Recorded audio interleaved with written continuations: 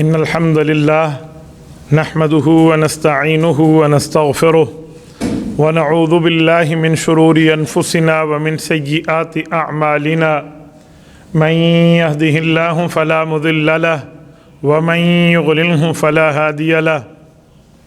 قال الله تبارك وتعالى في كلامه المجيد والفرقان الحميد: أعوذ بالله من الشيطان الرجيم بسم الله الرحمن الرحيم وكلا نقص عليك من أنباء الرسل ما نثبت به فؤادك اللهم صل على محمد وعلى آل محمد كما صليت على إبراهيم وعلى آل إبراهيم إنك حميد مجيد. اللهم بارك على محمد وعلى آل محمد كما باركت على إبراهيم وعلى آل إبراهيم إنك حميد مجيد. معزز دوستو، آج 23 دسمبر 2022 اور جمعہ کا مبارک دن ہے. جمادی الاولیٰ سن 1444 ہجری کا تیسرا عشرہ شروع ہے. میرے دوستو، سورۃ ہود کی آخری آیات میں ایک آیت کا ٹکڑا میں نے آپ کی خدمت میں تلاوت کیا ہے. رب کریم اس آیت میں رسول کریم علیہ التحیۃ والتسلیم کو تسلی دیتے ہوئے ارشاد فرماتے ہیں کہ اے محمد صلی اللہ علیہ وسلم، ہم نے آپ کو پچھلے انبیاء کرام جو آپ سے پہلے گزر گئے ہیں ان کے واقعات سنانے ہیں، اور اس سنانے کا مقصد یہ ہے کہ ہم آپ کے دلی کیفیت کو مزید مضبوط کرنا چاہیں گے تاکہ آپ کے سامنے پچھلے انبیاء کی قربانیاں آئیں، پچھلے انبیاء کے متبعین کی قربانیاں بھی آئیں. آپ اور آپ کے صحابہ کرام، آپ کی جماعت، آپ کے اہل بیت اس کو دیکھ کر اس بات پر مزید مضبوط ہو جائیں گے کہ اگر اللہ تعالی پچھلے انبیاء کرام سے قربانی کے معاملات کو ظاہر فرما کر ان کے درجوں کو بلند رکھ سکتا ہے تو آپ کی جماعت کے درجوں کو بھی رب بلند کر سکتا ہے. وَكُلًّا، تمام کے تمام جتنے مراد ہیں، نقص علیک، ہم آپ پر واقعات بیان کریں گے. تمام انبیاء کرام جن کا ذکر قرآن کریم نے کیا ہے، من انباء الرسل، فرمایا وہ نبیوں کے واقعات ہوں گے. ما نثبت بہ فؤادک، آپ کے دل کو اس سے مضبوط تر کیا جائے گا. اس آیت کے تحت مفسرین کرام فرماتے ہیں کہ انبیاء کے واقعات ہوں یا انبیاء کرام سے جڑے ہوئے لوگوں کے واقعات ہوں تو ان واقعات کا جڑا ہونا مؤمنین کے لیے، مسلمانوں کے لیے دل کی مضبوطی کا سبب ہوا کرتا ہے. اللہ تعالیٰ کا کرم ہے، اللہ تعالیٰ نے ہمیں سچا مذہب عطا فرمایا ہے. قرآن کریم اور احادیث پاک میں گزشتہ انبیاء کرام کے بہت سے واقعات موجود ہیں. ان واقعات میں اگر ہم دیکھیں تو انبیاء کرام میں ہمیں دو چیزیں نظر آتی ہیں کہ انبیاء کرام سے اللہ تعالیٰ نے قربانیاں بھی لی ہیں اور ان کے رتبے کو بھی دنیا پر فائز اور فائق رکھا ہے. انبیاء کرام کو مضبوطی کا درس رب کریم نے دیا ہے کہ آپ جب دین کا مسئلہ بیان کر دیں، دین کی بات لوگوں تک پہنچا دیں تو آپ مضبوط سے مضبوط تر رہیں. انبیاء کرام جتنے مبعوث ہوئے ہیں اگر ان پہ غور کیا جائے تو ہر نبی اس علاقے میں مبعوث ہوا ہے جو علاقہ پہاڑی ایریا ہے، ہلز ایریا. بہت میرے خیال میں نہ ملنے والا حوالہ ہوگا جس میں یہ ہو کہ کوئی نبی اس علاقے میں مبعوث ہوا جس علاقے میں پہاڑ موجود نہیں ہیں. اس کی کئی وجوہات میں ایک وجہ یہ بھی ہے کہ جس طرح پہاڑ استقامت کی نشانی ہوتا ہے، پہاڑ ایک بات پر جہاں ٹھہرا ہے وہاں پر وہ اپنی قوت کے ساتھ ٹھہرا ہے. یہ اس کا اشارہ نبی کو دیا جاتا ہے کہ آپ بھی جس مذہب، جس دین، جس شریعت، جس ایمان کی دعوت کو لے کر آئے ہیں، آپ نے اللہ تعالیٰ کے معاملے میں بھی اس میں کوئی رد و بدل نہیں کرنا، اس میں آپ نے مضبوط ٹھہرنا ہے. انبیاء کرام کے گزشتہ تمام انبیاء کے واقعات جو ہم سنتے ہیں، مثلا حضرت نوح علیہ الصلوۃ والسلام کے بارے میں سنتے ہیں کہ انہیں 960 940 جتنی روایات آتی ہیں 950 سال 950 قرآن کریم کی آیت، اتنے سال گزارے، آخر میں انہوں نے قوم کے خلاف دعا کی کہ ماننے والی نہیں ہے۔ تو مجھے بتائیں ایک بندہ 9.5 صدیاں لگا دے اور وہ اس بات پہ پہنچ جائے کہ قوم ایمان لانے والی نہیں ہے، بس 80-82 جو ایمان لائے ہیں یہی ہیں، تو ان کے دل کی کیفیت کیا ہوگی؟ انسان کو کتنا دکھ درد عام بندے کو سننے میں محسوس ہوتا ہے کہ یار اتنے عرصہ محنت کی ہے، اور جو خود محنت کر رہا ہو اس کی کیفیت کیا ہونی ہے۔ حضرت ابراہیم علیہ السلام کو دیکھیں تو حضرت ابراہیم جب اپنے ابا سے بات کرتے ہیں نا، قرآن کریم سورت نمبر 19 سورت مریم جو ہمیں بتاتی ہے، وہاں لفظ ہے یا ابتی، یا ابھی نہیں ہے، یا ابتی ہے، یہ تا کے نیچے جو زیر ہے نا، یہ محبت کی طرف اشارہ ہے۔ اے میرے پیارے ابا جان، اپنے والد سے بڑے پیار کا، قرب کا، محبت کا تعلق بتاتے ہیں۔ تو اس سے سمجھ آیا کہ ابراہیم علیہ السلام بھی اپنے والد سے کتنا پیار کرتے تھے، لیکن مذہب اور شریعت اور توحید کی وجہ سے والد کہتے ہیں وہجرنی ملیہ، میرے گھر کو چھوڑ دے۔ نہیں چھوڑے گا، لارجمنک، تمام پتھر اٹھا کے تمہیں دے ماروں گا، یعنی سوشل بائیکاٹ کر رہا ہے والد۔ دوسرے حساب میں جس کو شریعت منع کرتی ہے وہ آگ کر رہا ہے کہ تیرا میرا آج کے بعد تمام معاملات ختم، میں تمہارے کسی یس نو کا ذمہ دار نہیں ہوں۔ تو کتنا دل دکھا ہوگا۔ اللہ تعالیٰ نے امتحانات لیے، پھر اس کے بعد آگ میں حضرت ابراہیم علیہ السلام کو ڈالا گیا۔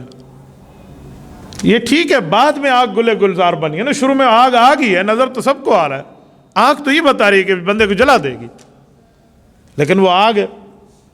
اور جس جگہ ڈالا گیا حضرت ابراہیم علیہ السلام کو آگ میں، نمرود کے قلعے کو میں نے خود اپنی آنکھوں سے دیکھا ہے، عرفہ ترکی میں، اتنا بلند قلعہ ہے جس جگہ سے انہیں جھولے میں بٹھا کر آگ میں ڈالا گیا، عام بندہ اگر دیکھنا شروع کرے شاید اس کی سر پہ رکھی ہوئی ٹوپی گر جائے۔ یہ اور بات ہے کہ انہوں نے آگ میں جانا قبول فرما لی ہے، لیکن اس کے بعد آگ کو رب کریم نے اپنی قدرت سے گلے گلزار بنا دیے۔ قربانی تو حرف آخر ہے یار۔ اچھا، پھر حضرت ابراہیم علیہ السلام پہ امتحانات بھی ہیں۔ پہلے بچہ نہیں ہو رہا، پھر جب بچہ ہوتا ہے فلما بلغ معہ السعی، جب چلنے کے قابل ہوتا ہے تو والد کی کتنی خوشی ہے کہ میرے ساتھ میرا بیٹا چل رہا ہے۔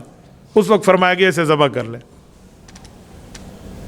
حضرت ابراہیم علیہ السلام نے چھری گردن پہ رکھ لی ہے۔ یہ اور بات کہ رب کریم نے وہاں پر ایک دمبا رکھوا دیا، حضرت اسماعیل علیہ السلام کو بچا لیا، لیکن امتحان تو پورا ہوا نا۔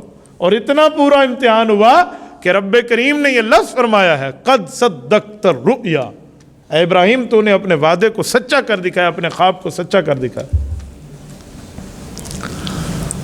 اور میرے دوستو، ان امتحانات سے اگر تھوڑا ہم مزید آگے آئیں تو حضرت یعقوب علیہ السلام انی رأیت 11 کوكبا والشمس والقمر رأیتهم لی ساجدین، سورۃ نمبر 12 سورۃ یوسف۔ حضرت یوسف علیہ السلام حضرت یعقوب علیہ السلام کے بیٹے ہیں، خواب دیکھتے ہیں میرے سامنے 11 ستارے اور سورج اور چاند نے سجدہ کیا ہے۔ ابا جی میرے اس خواب کی تعبیر کیا ہے؟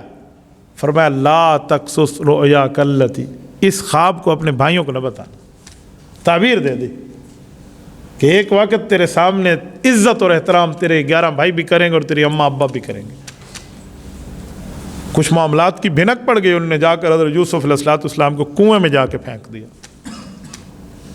کنویں میں پھینکنے کا معنی کیا تھا کہ یا تو خدا نخواستہ بندہ گیا اور یا جو چاہے اس کو سنبھال لے۔ یہ کم امتحان ہے، یہاں بیٹے کا بھی امتحان ہے، اس سے زیادہ والد کا امتحان ہے حضرت یعقوب علیہ السلام کا۔ اور ملاقات کتنا عرصہ نہیں ہوئی؟ 40 سال۔ وَبْيَضَّتْ عَيْنَاهُ، قرآن کہتے ہیں رو رو کے آنکھیں سفید ہو گئے۔ یہ کتنے امتحانات ہیں۔ تو یہ امتحانات جو اللہ تعالیٰ نے ان سے لیے ہیں، اس لیے نہیں کہ نعوذ باللہ تعالیٰ کوئی ان کو غلطی کے اوپر سزا کے معاملات ہیں، نبی سے تو غلطی ہوتی نہیں ہے۔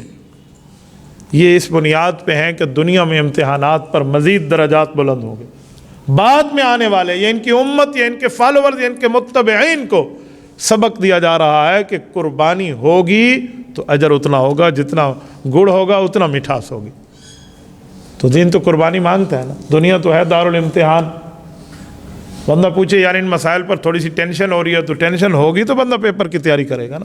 جس نے اپنے سر پہ سواری کچھ نہ کیا ہو اس نے خاک تیاری کرنی ہے. آپ اور ہم جیسے جب ہم بیٹھے ہیں تو ہم آ کے اس طرح کے واقعات دیکھیں گے، ہمیں معاملات نظر آئیں گے تو ہم اس پر اپنا کچھ قبر آخرت کے معاملے کو سیدھا کریں گے. یہ ہمیں اصل سمجھایا جا رہا ہے.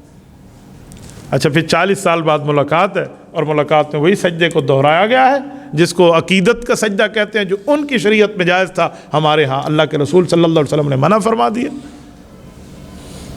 لیکن قربانی تو ہے نا باپ بیٹے کی. اور یہ حضرت یوسف اور حضرت یعقوب علیہ السلام جو باپ بیٹے ہیں، اگر ہم دیکھیں نا کہ حضرت ابراہیم علیہ السلام کے کون ہیں، تو حضرت ابراہیم علیہ السلام کے پوتے اور پڑ پوتے ہیں. حضرت یوسف علیہ السلام حضرت ابراہیم علیہ السلام کے پڑ پوتے ہیں، اور حضرت یعقوب حضرت ابراہیم علیہ السلام کے پوتے ہیں. یوسف بن یعقوب بن اسحاق بن ابراہیم علیہ السلام، پورے خاندان سے قربانی ہے. حضرت موسیٰ علیہ السلام کو دیکھیں، جس گھر میں پلے بڑے ہیں اسی گھر کے اندر حضرت موسیٰ علیہ السلام کے امتحانات شروع ہو رہے ہیں نا. بیوی کہتی ہے فرعون کی، مومنہ ہے نا وہ، کہ بچہ ہے، کہتے نہیں میرا دشمن ہے. بچپن سے امتحانات ڈال دیے. کیا؟ ایک طرف پھل فروٹ رکھ دیں اور ایک طرف آگ رکھتے ہیں، جی کس کو اٹھاتے ہیں ذرا دیکھیں. یہ فرعونیت کے معاملات ہیں. حضرت موسیٰ علیہ السلام کا مزید کچھ معاملہ آگے ہوتا ہے تو حضرت موسیٰ علیہ السلام کو فرعون سے مقابلے میں بھیج دیا جاتا ہے. اور کیا کیا فرعون سے مقابلہ ہے، پوری زندگی پورے معاملات آپ جانتے ہیں. اور خالی مقابلہ حکومتی طاقت کے ساتھ نہیں تھا بلکہ شیطانیت کے ساتھ بھی تھا. جو جادوگر آئے تھے فرعون کے کہنے پہ 70,000 تھے نا، یہ 70,000 جادوگر آئے اور ہر جادوگر کے ہاتھ میں ایک ایک دو رسیاں ہیں اور اس پر جادو، مسمرزم، ہپناٹائز، یہ عمل کیا ہوا ہے اور وہ پھینک دیتے ہیں نیچے. ہے تو رسی ہے نا، لیکن رسی یخیل الیہ من سحرہم انہا تسعی. قرآن کہتے ہیں نبی کو بھی یہ آنکھوں سے یوں نظر آنے لگ گیا کہ یہ چل رہی ہے، خیال یوں آنے لگ گیا.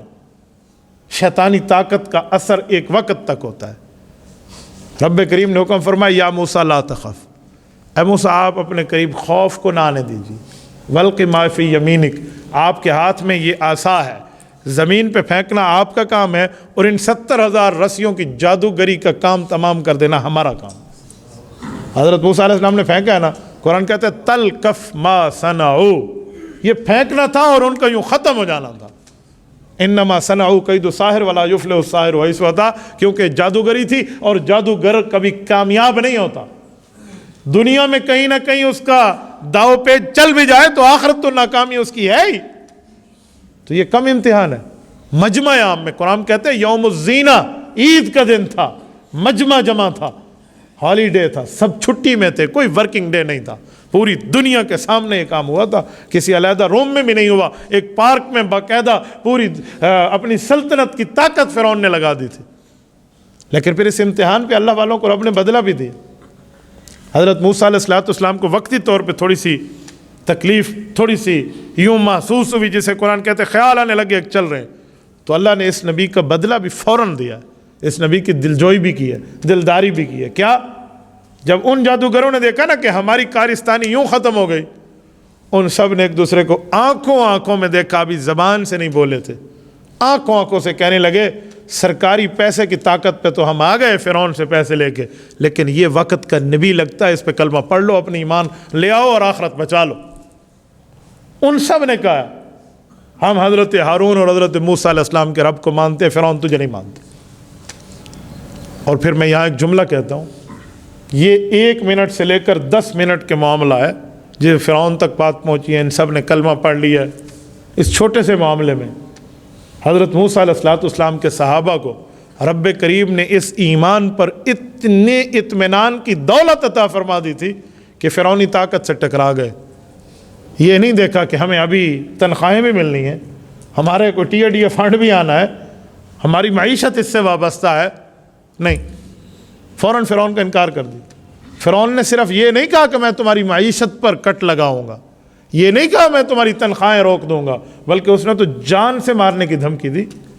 کہا اچھا میرے مقابلے میں قبل ان اذن لکم، ابھی سرکاری آرڈر میں نے جاری نہیں کیا، پہلے تم مان رہے ہو حضرت موسیٰ علیہ السلام کو. تو جب اس نے جملہ کہا فرعون نے تو انہوں نے کہا جاؤ فقض ما انت قاض، جتنی پاور ہے نا تیری ہم دیکھ چکے ہیں، تو اتنا ہوتا نا تو اکیلے سر جیت جاتا، جھوٹ بول کے ہمیں بلوا کے لایا، جادو لے کر آؤ وقت کے نبی کے سامنے، اتنی تیری طاقت ہوتی نا تو کر گزرتا۔ دوسرے لفظوں میں گویا انہوں نے یہ کہا کہ ہمارے جادوگری پہ پلنے والا میری بلی مجھے میں آؤ۔ تو فرعون نے غصے میں آ کر کہا لأقطعن أيديكم وأرجلكم من خلاف، کہ میں تمہارا دایاں ہاتھ اور بایاں پاؤں اور دایاں پاؤں اور بایاں ہاتھ کاٹوں گا، اور صرف ہاتھ پاؤں نہیں کاٹوں گا، تمہیں لولا لنگڑا نہیں بناؤں گا، بلکہ اس سے بھی آگے وَلِيُصَلِّبَنَّكُمْ فِي جُذُوعِ النَّخْلِ، میں تمہیں پھانسی کے پھندے پہ لٹکا دوں گا، تم پھانسی چڑھ جاؤ گے، مر جاؤ گے، تمہاری زندگیاں ختم ہو جائیں گی۔ پھر بھی ان کا جواب تھا فقض ما انت قاض، جو تجھ سے ہوتا ہے کر لے۔ ہم نے ایک مرتبہ حضرت موسیٰ علیہ السلام کی یاری کا ایک وہ گلے میں ہاتھ ڈال لیا ہے، یہ ہم سے نہیں اترتا۔ میں یہاں ایک جملہ سمجھانے کے لیے کہا کرتا ہوں، یہ موسیٰ علیہ السلام کے 10 منٹ کے صحابی ہیں جن کے ایمان کا عالم یہ ہے کہ وہ اتنی بڑی طاقت کے سامنے صد سکندری بن گئے کہ تمہیں بدل نہیں سکتا۔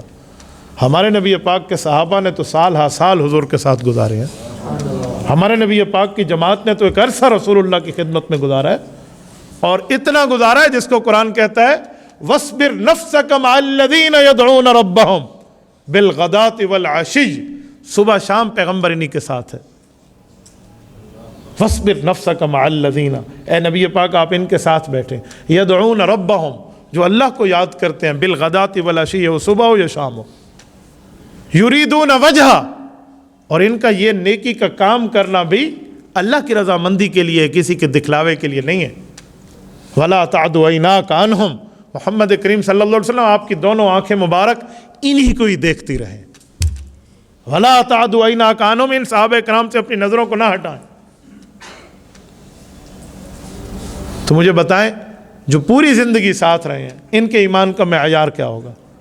سورۃ فتح میں رب کریم نے مزید ایک جملہ فرمایا وَأَلْزَمَهُمْ كَلِمَةَ التَّقْوَى وَكَانُوا أَحَقَّ بِهَا وَأَهْلَهَا، ان صحابہ کرام کے ساتھ رب نے تقویٰ کو یوں چمٹا دیا ہے، میں سمجھانے کے لیے کہتا ہوں جیسے چاند کے ساتھ چاندنی اور سورج کے ساتھ روشنی چمٹی ہوئی ہے، ان کے ساتھ تقویٰ یوں ہے۔ اور جب اللہ فرماتے ہیں میں نے محمد کریم صلی اللہ علیہ وسلم کی جماعت کو تقویٰ دیا ہے تو یہ میری سلیکشن رانگ نہیں ہے، آپ کا انتخاب میں غلطی ہے۔ وَكَانُوا أَحَقَّ بِهَا وَأَهْلَهَا، یہی لوگ اس رتبے کے مستحق تھے۔ تو یہ بھی آزمائش حضرت موسیٰ علیہ السلام کے صحابہ پہ آئی ہے، لیکن کچھ بھی نہیں ہے۔ فرعون کچھ کر لے لیکن قرآن میں آج تک ان لوگوں کا نام زندہ ہے۔ لاکھوں اس دھرتی پر آپ کو موسیٰ کے نام کے صاحب ملیں گے، اس دھرتی پہ کوئی ایک بھی خود کو فرعون کروانے کے لیے قائل نہیں ہے، چاہے وہ کافر ہو یا مسلمان ہو، خود کو فرعون نہیں کہلواتا۔ حضرت موسیٰ علیہ السلام وقتی طور پہ پریشان ہوئے تھے تو اللہ تعالیٰ نے یہ 70,000 بندے صحابہ کرام بنا کر حضرت موسیٰ علیہ السلام کی پریشانی کا جواب دیا۔ اس سے آگے آئیں تو فرعون کا لشکر کہتے ہیں کہ لاکھوں میں تھا، حضرت موسیٰ علیہ السلام کی تعداد اس سے کم تھی، اور یہ لاؤ لشکر لے کر جب آیا نا حضرت موسیٰ کے تعاقب میں بحیرہ کلزم پہ، تو صحابہ کرام جو تھے اور جو نئے ایمان لانے والے تھے انہوں نے کہا انا لمدرکون، اے موسیٰ علیہ السلام ہمیں یہ کہیں پکڑ نہ لے۔ حضرت موسیٰ نے فرمایا ان ربی معی سیہدین، میرے اللہ کی مدد یہاں بھی ہمارے ساتھ ہے، اللہ ہمارے ساتھ ہے، اللہ پاک ہمیں ضائع نہیں کرے گا۔ راستے بنے، 12 قسم کی قومیں حضرت موسیٰ پر ایمان لائی تھی، ہر قوم کو اپنا راستہ ملا ہے سمندر میں، ہر قوم کو۔ میں نے بعض روایات پڑھی ہیں کتب تفسیر میں کہ ایک قوم دوسری قوم سے اس بحیرے سے گزرتے ہوئے باتیں کرنا چاہتی تھی تو اللہ نے درمیان میں شباک، کھڑکی اور ونڈو کو بھی بندوبست فرما دی اس راستے میں جو پانی کی دیواریں تھیں۔ آپ کہیں گے کیسے رب کریم ایک پانی کی بوند پہ ہمارے انسان کے پیٹ کے اندر انسانی شکل کی تصویر بنا کر وجود بخش سکتا ہے، تو پانی میں کھڑکی کیوں نہیں پیدا کر سکتا؟ موسیٰ علیہ السلام کے بندے گزر گئے۔ اچھا یہاں بھی ایک جملہ کہوں، کہتے جب فرعون آیا نا اور انہوں نے پانی پہ راستے بنے ہوئے دیکھے، کوئی 700 سال سے زائد عمر تھی اس وقت فرعون کی، 700 سال کا تجربہ تھا فرعون کو، کہتے ہیں 500 سال تو اس کے سر میں درد بھی نہیں پڑا تھا، تبھی یہ فرعون بن گیا۔ جس نے تو اللہ کی نعمت کی شکرانہ ادا نہ کیا نا، تو اس نے وہ دیکھا نا، اپنے پورے تجربے کو سامنے رکھا کہ آج تک پانی میں راستہ نہیں بنا، اپنے گھوڑے کو روک دیا اس نے. اور اس کا وزیر تھا حامان، اور اسے کہا، حامان یہ کیا معاملہ ہے؟ دیکھ تو وہ بھی رہا تھا، راستے بن گئے. اب یہ وقت ہوتا ہے کہ شیطان کی پیروی چھوڑو اور حق کے سامنے سر جھکا لو. کہتے ہیں فرعون نے کچھ نہ کچھ ارادہ شروع کر لیا تھا کہ بس تعاقب چھوڑیں، اب واپس جائیں، یہ اب ہمارا معاملہ نہیں ہے. وہ ڈرنا شروع ہو گیا تھا، لیکن کہتے ہیں اس کو غرق کروایا اس کے وزیر نے. بادشاہ اتنے برے نہیں ہوتے جتنے وزیر ان کو آگے لگا دیتے ہیں، چل بھی ہن تیرا کام ہے. تو کہتے ہیں حامان نے اسے کہا، جناب یہ راستے بنے تو آپ کے لیے، تو آپ کے لیے راستہ بنے، آئیے.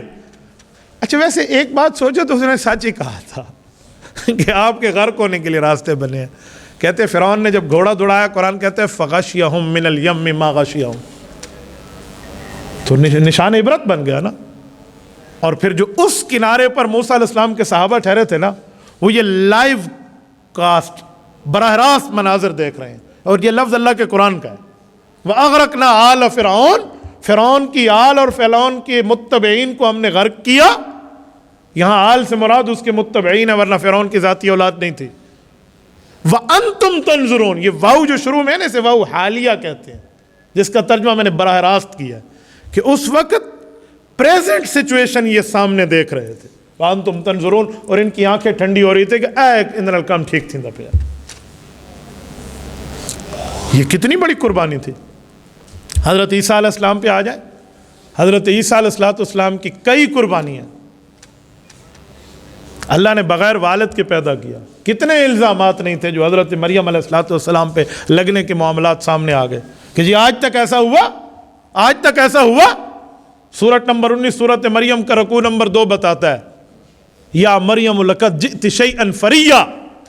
قوم کہنے لگی یہ تو ایک ڈینجرس سچویشن ہے، خطرناک صورتحال ہے، تو کواری اور تیرا بچہ. ما کان ابوک امرأ سوء، تیرا ابا تو برا نہیں تھا. وما کانت امک بغیہ، تیری اماں تو غلط نہیں تھی. یا اخت ہارون، ہارون کی بہن، تیرا بھائی تو بہت اچھا تھا. یہ قوم کہنے لگ گئی تھی. اور حضرت مریم جواب دینا چاہیں تو رب نے قربانی پھر مانگی کہ مریم جواب نہیں دینا. کوئی تمہیں کہے میں نے بات کرنی ہے تم سے تو انہیں اشارہ کرنا، انی نظرت للرحمن صوما فلن اکلم اليوم انسیا، میں نے چپ کر روزہ رکھا ہے، میں بات نہیں کرتی. بےمان کے ذہن میں تو شکوک مزید پکے ہو جائیں گے نا کہ ایک بچہ ہے اس کا اور اس کا والد بھی نہیں ہے، اس کی شادی بھی نہیں ہے، اور پھر چپ کر روزہ الٹا رکھ لیے. تو ایمان کچھ اور ہوتا. یہ ساری سچویشن پہ حضرت مریم علیہ السلام رب کریم کے الہامات کو مانتی گئی، مانتی گئی، مانتی گئی. بچہ گود میں. تو پھر اللہ رب العزت کی طرف سے آیا کہ کوئی کہنا میں بات کرتا ہوں تو کہنا فاشارت الیہ، اس بچے سے بات کرو. یہ تیسرا اعتراض پیدا ہو گیا تھا جسے قرآن کہتے ہیں قالوا کیف نکلم من کان فی المہد صبیا. اس بچے سے بات کریں جو ماں کی گود میں ہے، ہم سے مذاق کرتے ہو؟ یہ بچہ ہم سے بات کرے گا. جب یہاں سچویشن پہنچی نا، پھر رب کی رحمت کو جوش آیا. رب کریم فرماتے ہیں حضرت عیسیٰ کو رب نے ماں کے گود میں قوت گویائی دے دی، اور انہوں نے وہیں سے کہا قال انی عبد اللہ آتانی الکتاب وجعلنی نبیا وجعلنی مبارکا اینما کنت واوصانی بالصلاۃ ما دمت حیا وبرا بوالدتی ولم یکن جبارا شقیا والسلام علیک. پوری ترتیب ہے قرآن کریم کی.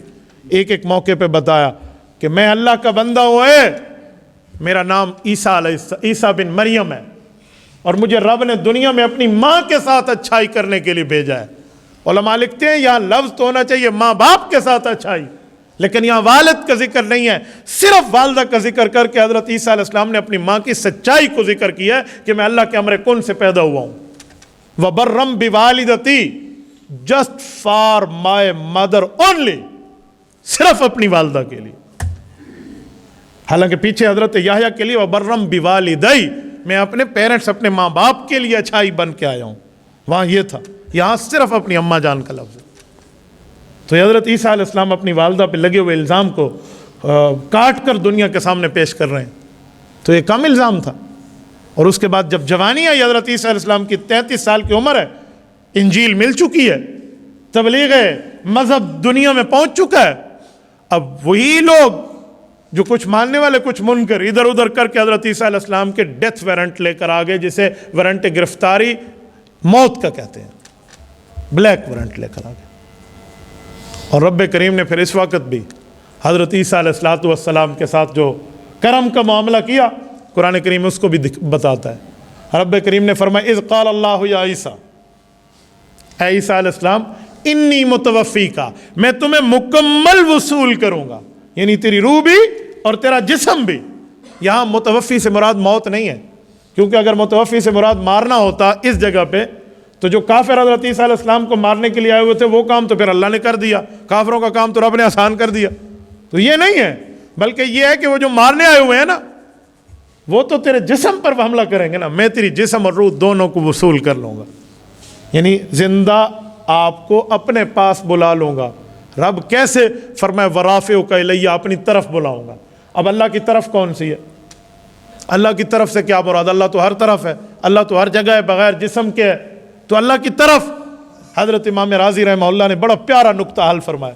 وہ فرماتے ای موضع لا یجری فیہ حکم غیر اللہ، رب نے آسمان پہ اٹھایا، ادھر صرف اللہ کا حکم چلتا ہے، غیر اللہ کا نہیں چلتا. تبھی فرمایا اپنی طرف اٹھا لوں گا، یعنی ایسی جگہ جہاں حکم بھی اللہ کا چلے. دنیا میں تو کئی حکم لوگوں کے چل جاتے ہیں نا، آسمانوں پہ کوئی چلا کے دکھائے تو فرمایا وہاں اٹھا لوں گا. اور حضرت عیسیٰ علیہ السلام کو رب نے اٹھا لیا، قیامت سے پہلے انہیں زمین پہ بھیجیں گے. یہ تمام انبیاء کے واقعات تھے جو میں نے سورۃ ہود کی آخری آیت پڑھ کے آپ کو سمجھایا کہ رب کریم نے حضور کو فرمایا وَكُلًّا نَقُصُّ عَلَيْكَ مِنْ أَنْبَاءِ الرُّسُلِ مَا نُثَبِّتُ بِهِ فُؤَادَكَ. محمد مصطفیٰ صلی اللہ علیہ وسلم، ہم نے یہ آپ کو انبیاء کے واقعات صرف اس لیے بتائے ہیں تاکہ آپ کا دل اور آپ کے ساتھ جماعت کا دل مزید مضبوط ہو جائے کہ اگر ہم سے قربانیاں لی جا رہی ہیں تو رب کریم ان کا بہترین بدلہ بھی عطا فرمائے. یہ تمام واقعات تھے جس کی بنیاد پہ رسالت مآب علیہ السلام کو رب نے تسلی دی. تو صرف یہ حضور پاک علیہ السلام اور حضور کے ساتھیوں کے لیے تسلی نہیں ہے، یہ واقعات، یہ چیزیں، یہ قرآن اور شریعت کی باتیں اور اسلام اور حدیث کے معاملات ہر مسلمان کے لیے تسلی کا سامان ہے، ہر صاحب ایمان کے لیے دل کی تثبیت کا سامان ہے. دعا فرمائے رب کریم ان تمام انبیاء کرام کی قربانیوں کو اپنی بارگاہ میں مزید قبولیت سے نواز کے اللہ تعالیٰ ان کے رتبے کو عام فرمائے، اور ہمیں رسالت مآب علیہ السلام، حضور کے صحابہ اور اہل بیت کی اللہ تعالیٰ میں محبت کاملہ، محبت تامہ عطا فرمائے.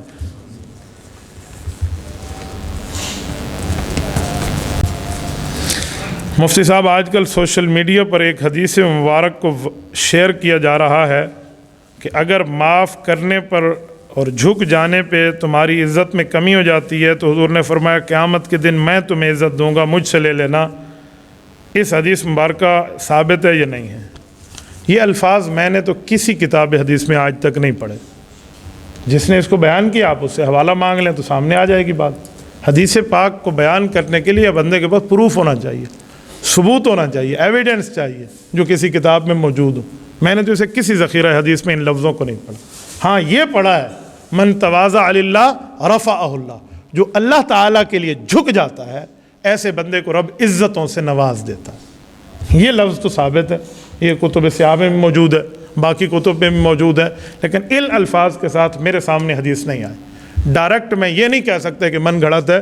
علماء نے لکھا ہے جب حدیث پاک کے الفاظ سامنے آئیں، آپ کے مطالعہ میں نہ ہو تو آپ اتنا کہہ دیں جی ہم نے نہیں پڑھا، کیونکہ نسبت حضور کی طرف ہے. ڈائریکٹ میں اس کی تکذیب کر کے ایسا جملہ کہہ دوں تو وہ عزت اور احترام بھی تو نبی کی ذات کا مالوز خاطر رکھنا پڑتا ہے. ایک عباسی خلیفہ کے سامنے ایک شخص پرانی جوتیوں کو لے کر آیا اور اسے کہا کہ یہ نعلین رسول اللہ صلی اللہ علیہ وسلم ہے، حضور پاک. وہ بادشاہ تھا، اس نے وہ جوتیاں لی اور اس نے سر پہ رکھی اور اس کی عزت کے ساتھ رکھا اور اس کو انعامات سے نوازا. اور وہ جب چلا گیا تو ارکان دولت نے کہا کہ بادشاہ سلامت اس کو نہیں جانتے آپ؟ کہا جانتا ہوں. کہا بہت بڑا جھوٹا بندہ ہے. کہا جی ہاں. تو کہا پھر آپ نے اس کو عزت سے کیوں نوازا؟ انہوں نے کہا اپنے باپ کی طرف نسبت تو نہیں کر رہا تھا جوتی کی، نسبت تو مصطفیٰ صلی اللہ علیہ وسلم کے ساتھ، تو میں نے حضور پاک کی عزت کی ہے. باقی یہ جھوٹا ہے وہ تو سب کو پتہ ہے دنیا میں کہ جوتی رسالت مآب علیہ السلام کی نہیں تھی. اس کے گھر میں کھانا پینا ختم ہو گیا تو اس نے کہا چل بادشاہ کو کوئی بات لگا کے اسے کوئی خزانہ لے کر آؤں. تو یہ اس نیت سے آیا تھا. لیکن میں نے اس کی تکذیب دو وجہ سے نہیں کی. ایک تو نسبت حضور کی طرف تھی، اور دوسرا یہ تھا کہ اگر میں کہہ دیتا نا تو جھوٹ بولتا تو انہیں باہر جا کر کہنا تھا کہ بادشاہ حضور کی جوتیوں کی عزت نہیں کرتا. تو بابا یہ الفاظ رسالت مآب کی طرف جس نے منسوب کیے ہیں حوالہ ان کے ذمے، میں نے نہ اس کو پڑھا ہے، نہ آج تک کسی اتھینٹک عالم دین سے کسی کی کلاس میں اس کو دیکھا ہے، نہ کسی کتاب میں دیکھا ہے۔ جزاکم اللہ تعالی۔ اقول قولی ھذا واستغفر اللہ وآخر دعوانا ان الحمد للہ رب العالمین۔